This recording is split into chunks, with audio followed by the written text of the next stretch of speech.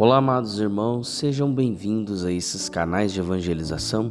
O evangelho desta terça-feira, Mateus capítulo 23, versículo de 23 a 26. Em nome do Pai, do Filho e do Espírito Santo. Amém. Inspirai, Senhor, em nossas ações e ajudai-nos a realizá-la, para que em vós comece e para que em vós termine tudo aquilo que fizermos. Por Cristo nosso Senhor. Amém. Naquele tempo, disse Jesus, ai de vós, mestres da lei e fariseus hipócritas, vós pagais o dízimo da hortelã, da erva doce, do cominho, e deixai de lado os ensinamentos mais importantes da lei, como a justiça, a misericórdia, a fidelidade. Vós deverias praticar isto, sem contudo deixar aquilo. Guias cegos, vós filtrais o mosquito, mas engolis o camelo.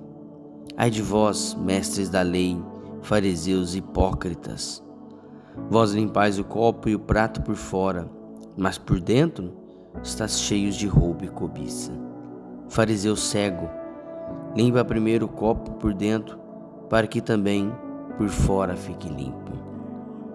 Palavra da salvação, glória a vós, Senhor. Amados irmãos que me acompanham pelas redes sociais, e a você com muito carinho me acompanha pela Rádio Alternativa e Rádio Vida Nova FM, sejam bem-vindos a esses canais de evangelização. Deus abençoe a todos. Amados irmãos, o evangelho desta terça-feira é continuação do de ontem, que Jesus está condenando a hipocrisia dos fariseus, a hipocrisia daquele povo que delega função, mas eles mesmos não movem uma vírgula. Aquele tipo de pessoa que gosta de mandar, mas não faz, É a diferença de chefe para líder. O chefe, ele manda, o líder, ele faz, porque ele mostra como se faz fazendo, Jesus é um líder. Jesus, ele ensinava fazendo, praticando, Essa é a grande diferença. Então Jesus continua o seu discurso, o seu sermão direcionado para os escribas e fariseus. Jesus começa dizendo, chamando eles de hipócritas, Falando que eles pagam o dízimo da hortelã, da erva doce, do cominho, mas deixa de lado os ensinamentos e principalmente deixa de lado a misericórdia. Então Jesus quer dizer o quê? Que adianta você estar na igreja, pagar o dízimo, dar sua oferta? O que adianta você estar lá, mas se não age de misericórdia com o irmão que está aqui fora? Do que adianta? Não adianta nada. Não adianta nada você lá pregar o amor e não viver o amor em casa. Pregar o amor e não viver o amor no dia a dia. É isso que Jesus está condenando neste evangelho. Jesus é muito duro. Jesus é correto quando diz isso, Jesus ainda usa o exemplo falando que devemos agir de misericórdia para com o outro. A palavra misericórdia é compaixão, é amor. Será que nós temos agido de misericórdia para com o outro?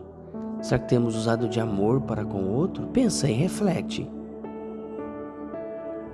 Reflita aí se as suas ações há amor, se as suas ações há misericórdia. Porque senão você está fazendo do ser humano mesmo.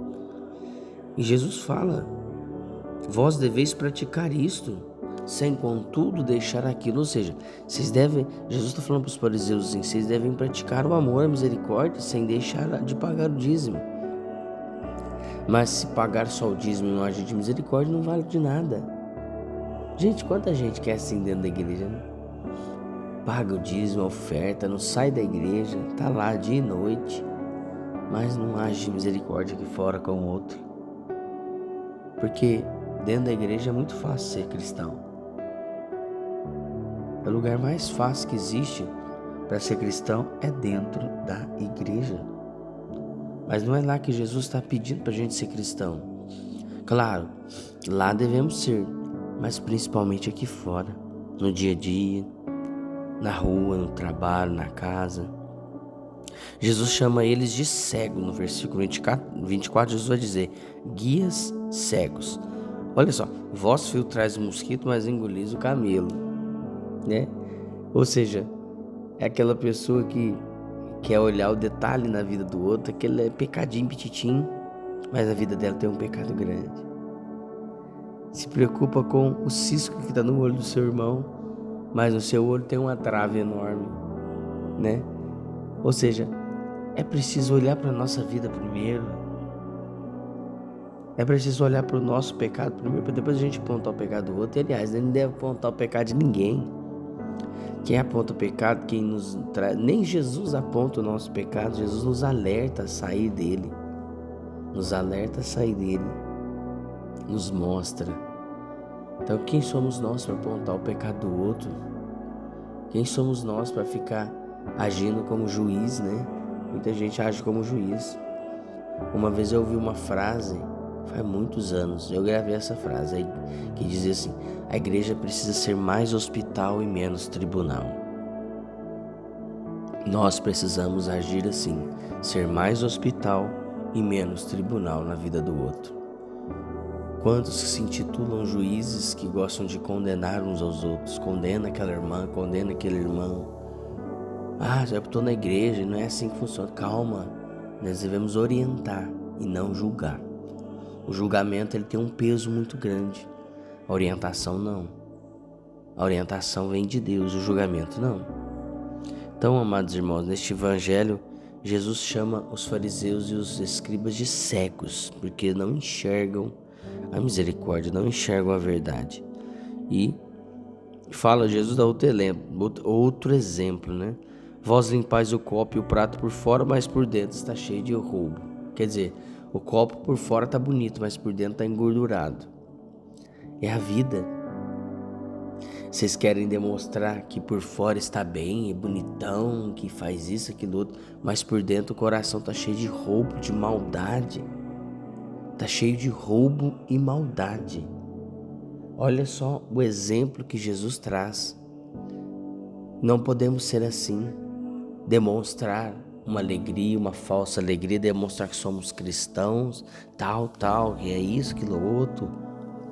Mas por dentro a gente está cheio de roubo, de maldade, de ira, de cobiça e tantos outros pecados que vai nos corroendo aos poucos, porque o pecado faz isso, ele nos corrói aos poucos. Meu irmão, minha irmã, você que está com uma vida de pecado, saia enquanto é tempo. Porque a consequência do pecado, ela é cruel. A consequência do pecado, ela é cruel.